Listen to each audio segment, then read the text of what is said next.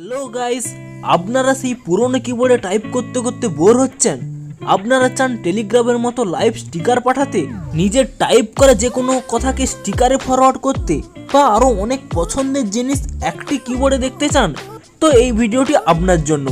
Video ডেসক্রিপশানে একটি অ্যাপসের লিঙ্ক দেওয়া আছে। প্রথমে আপনারা সেই লিঙ্ক থেকে অ্যাপসটিকে ডাউনলোড করে নেবেন। তারপর এখানে আপনাকে বলবো কিভাবে আপনি সেই কিবোর্ডটিকে এনাবেল করবেন এবং সেই কিবোর্ডে কি কি ফিচার্স রয়েছে এবং কিভাবে ডিসেবল করবেন। সমস্ত কিছু জানতে হলে পুরো ভিডিওটা দেখতে থাকুন। আমি সৌরভ, আপনারা দেখছেন ইস্যু টেক। চলো শুরু করা যাক।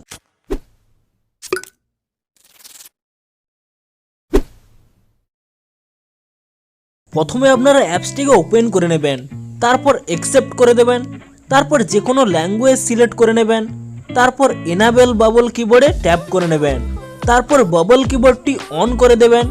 এখানে পুনরায় বাবল কিবোর্ডে ট্যাপ করে ওকে করে দেবেন, তারপর নেক্সট এবং কন্টিনিউ করে দেবেন, তারপর আরেকবার অ্যাকসেপ্ট করে নিতে হবে। এরপর আরেকটি কাজ করে নিতে হবে। 3 লাইনে ক্লিক করে লগ ইনে ট্যাপ করে লগ ইন উইথ ফোন নাম্বারে ট্যাপ করে নেবেন, তারপর ফোন নাম্বার ও ওটিপি দিয়ে সিম্পলি আপনারা লগ ইন করে নেবেন। তো এটি কি করে বাবল কিবোর্ডটি এনাবেল করতে হয় সেই পদ্ধতিটি আপনাদের বললাম। এরপর আপনাদের বলবো এই অ্যাপসে কত রকমের ইন্টারেস্টিং ফিচার্স রয়েছে তার সমস্ত কিছুই আপনাদের বলবো। প্রথমত আপনি নিজের স্টিকার বানাতে পারবেন। আপনি সিম্পলি এখানে ট্যাপ করে নেবেন, তারপর নিজের ফেসের ফটো তুলে নেবেন, তারপর এভাবে কিছুটা প্রসেসিং হয়ে আপনার স্টিকার রেডি। বিভিন্ন ট্রেন্ডিং স্টিকারে আপনার ফটো দিয়ে আপনি সেন্ড করতে পারেন।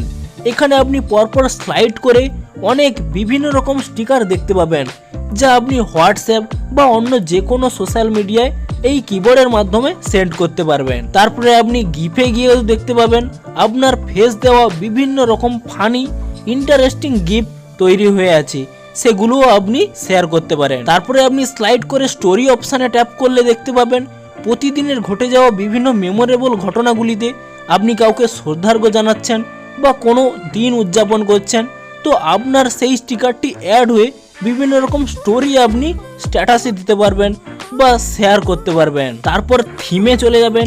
এখানে বিভিন্ন রকম লাইভ থিম আপনারা কিবোর্ড অ্যাড করতে পারেন, কিংবা যে কোনো ট্রেন্ডিং বা কালারও এখানে আপনি সিলেক্ট করতে পারেন, যার ফলে আপনার কিবোর্ড আরও ফ্যান্টাস্টিক আকার দেখাবে। আপনার পছন্দ মতো যে কোনো কিছু আপনি এখানে সিলেক্ট করে অ্যাড করতে পারেন কিবোর্ডে।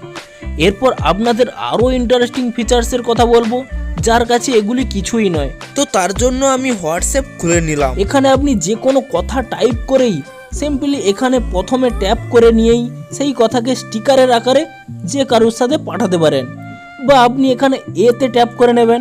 এখানে বিভিন্ন টাইপের ওয়ার্ড আপনি সিলেক্ট করে নিতে পারেন, যাতে আপনার বন্ধু বলে ওঠে এটি কি করে করলি।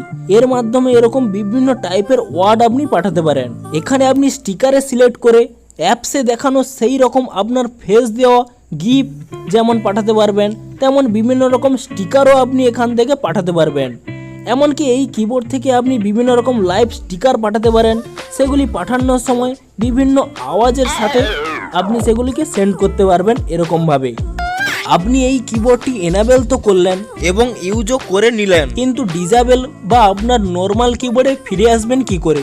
তো তার জন্য আপনি নোটিফিকেশান বারে চলে যাবেন, এখানে ট্যাপ করে নেবেন, এখানে অন্য কিবোর্ড চুজ করে ওকে করে দেবেন। একই পদ্ধতি অবলম্বন করে আপনি পুনরায় বাবল কিবোর্ডেও ফিরে আসতে পারেন। তো এই ছিল বাবল কিবোর্ডের বিভিন্ন ইন্টারেস্টিং ফিচার্স, এনাবেল ডিসেবল করার পদ্ধতি। ভিডিওটি ভালো লাগলে একটি লাইক করে দেবেন, আর চ্যানেলে যদি নতুন এসে থাকেন তো অবশ্যই সাবস্ক্রাইব করে দেবেন এরকম ইন্টারেস্টিং টিপসের জন্য। Thanks for watching.